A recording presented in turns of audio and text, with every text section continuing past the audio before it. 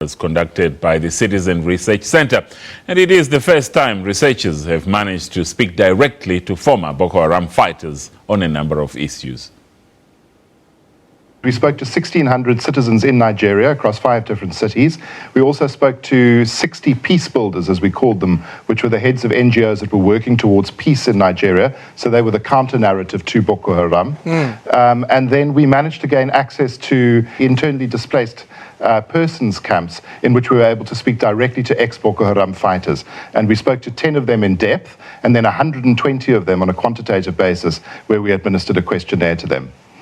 When it comes to the findings, the main finding, and probably the most disturbing one, when we asked people why they had joined Boko Haram, is that 57% of them said that they joined Boko Haram to get revenge against the Nigerian military, and that was a particularly disturbing finding. Traditional view of women in Boko Haram, and we've seen this with Al-Shabaab in Somalia as well, because we do a lot of work around the continent with these kinds of organizations, is that people assume that women play a fairly subservient role within the organizations, basically as wives, euphemistically speaking, or as cooks and support.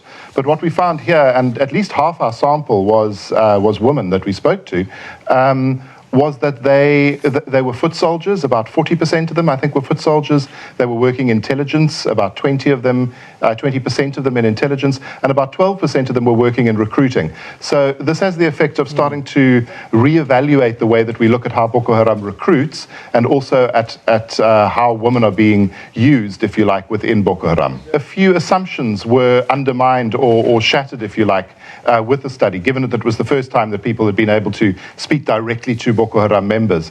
As far as recruitment goes, the traditional wisdom holds that it happens in mosques, it happens in madrasas, that they're firebrand imams, as we call them, that spread the message and that recruit people. But what we found that it was a far more intimate experience. At least 60% of people that had been recruited into Boko Haram were recruited in their or other people's homes. They were recruited by close friends. They were recruited by family members. They were recruited sometimes by village elders. And so there was very little evidence of firebrand imams and mosque and madrasa recruitment. While mosques were gathering places sometimes in which recruitment did happen, it wasn't happening via the imams in the mosques. To India now, where